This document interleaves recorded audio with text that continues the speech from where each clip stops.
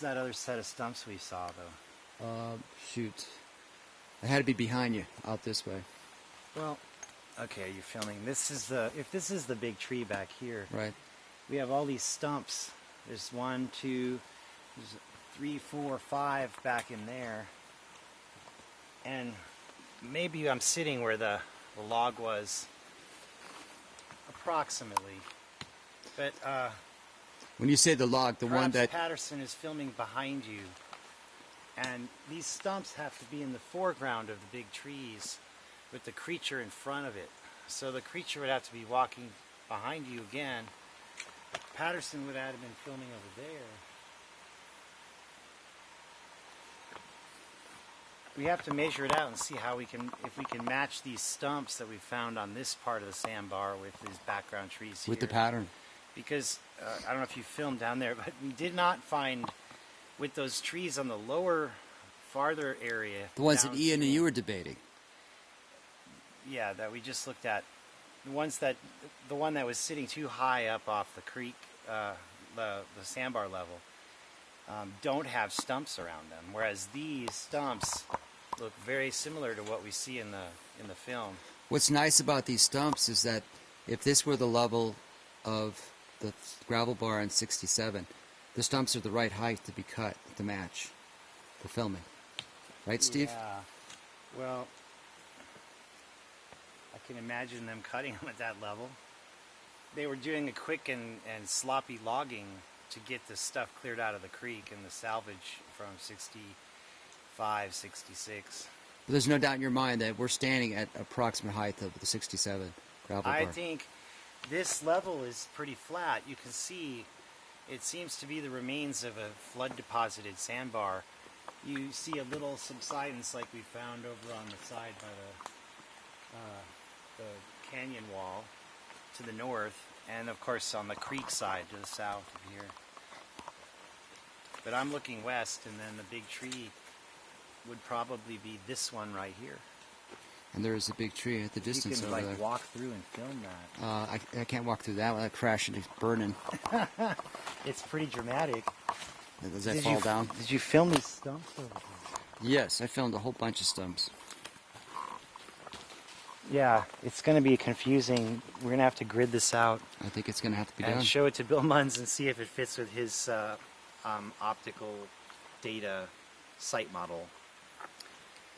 I wouldn't assume any of this stuff is the original log that you see on the front of the film, but those stumps could definitely be. Well, we have a lot of organic material here. We have a cut log, so that should be significant. Try to fit that thing in there. The height is about right. Yeah.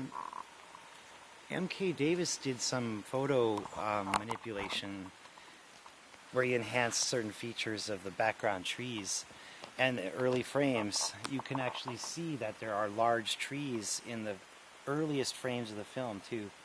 So what appears to just be stocky little alders and young conifers actually with a proper adjustment reveal larger trees behind them.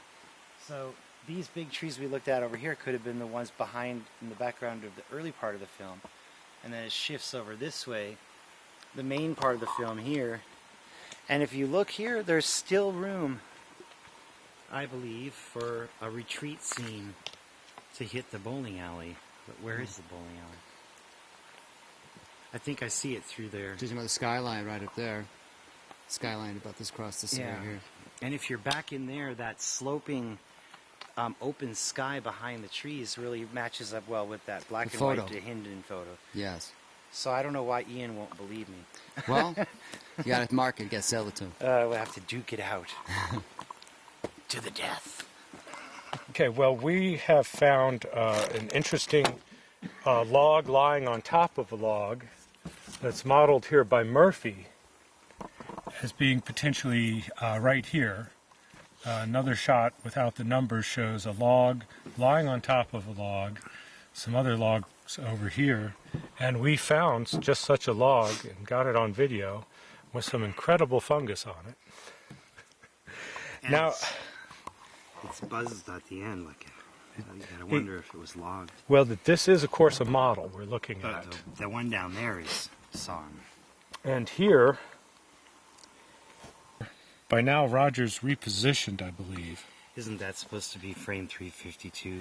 I wonder, in that case, he's looking. He is looking over here at these potential logs. If that's the big tree, he's filming from here. He's already crossed the down log that's evident in the foreground. Yeah, with the numbers from Murphy, we could figure that out back home. So if he is shooting from here, and that's the big tree and the other notable trees in the background, then the log jam is back in here, or perhaps even this one right here. Although the model may have missed it if it's this one, because this is an entire tree that's down, not just a stump or part of a snap. Stumps, and these look like the same I think those are the stumps. Those are the stumps there and there. So the angle of view potentially could have them in it in front of this big tree. Well, right. If we're getting our bearings again, this is the big tree in 352. Here's a subject location. Here's a photographer shooting almost the longest direction across this opening that he could. But the opening shot is almost 90 degrees to the left, or is looking back this way. And the opening shot, this log in the foreground, is seen, and then Patterson eventually crosses it and is looking, turns almost completely to his right. Yeah, so maybe the stumps we were looking at were these mixed in here. Well,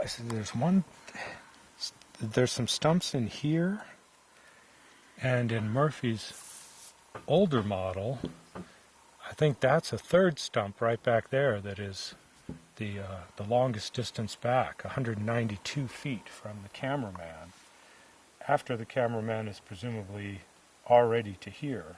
The cameraman's almost on top of Patty's tracks at this point that she's made. And it's still 192 feet back there. So we need a 200-foot opening. But it's diagonal. So we don't need this confusion of the sandbar having to be that wide. Exactly. The sandbar doesn't have to be that wide, but just lengthwise. Sort of dead reckoning. If this is 200 feet, then the sandbar's almost 200 feet across. Yeah. It's a special scientific measurement tool. Like that. That's a good one. So if we indeed were out here today, looking out here, that's good news. Well, it does put if these are the stumps, it does put them quite a distance away from these signature trees, from these benchmarks, the big tree, and the slope. And looking at these two pictures with the slightly different coloring, it does look like those trees are coming down to the common ground level. They're not that far up on the slope here. This one especially looks like that big one we saw down at the eastern end of the upper sandbar today. But it does move these stumps quite a distance. Here... they don't look that far away from it. Well... That's the big tree at the top, right? Well, here he's got 31 between these two stumps and another 37 between here, so 70 feet almost. Straight line just between these stumps. And that doesn't get us over to the tree But yet. which stumps are in the camera view? If he's shooting across this way, he might have just missed these stumps, and maybe shooting these among the wood debris. We can check with the other sources, because those stumps were measured. What about all those stumps that were heading towards the water? There's a whole fleet of those. Well, those could be in this area. Just as a guess, there's down timber in here. I don't know if that's, flotsam that just landed there, or if there's stumps in among those bushes. That's a tough one. There's a lot of organic material. And look at this big pile right here. Do you remember that? Ian, remember the place between the trees that grew up, right? Exactly. Could that be the place with all that stuff piled up? Certainly. Yeah. There's there's stuff in there, there's stuff there, there might be stuff over here, and that would, after all these years, look something like what we Like found. an organic mass. Yes, like a big mass of Yeah, but there's mulch. yes, but there's still some structure to that. And you could tell there were several pieces and a large one at that. And that looks like a pretty good sized piece. And it doesn't look like one, too. It just looks like a pile of stuff, plus this debris here. So that section is looking pretty promising.